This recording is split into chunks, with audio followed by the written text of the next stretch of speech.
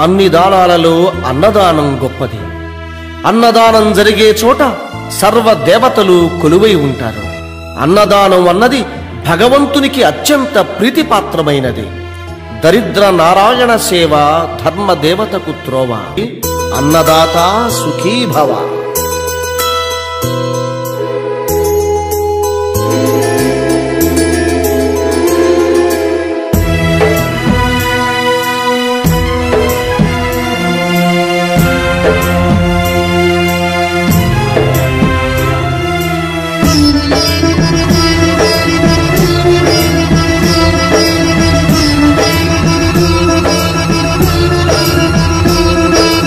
అన్నదానం అన్నదానం అన్నదానం అన్నదానం.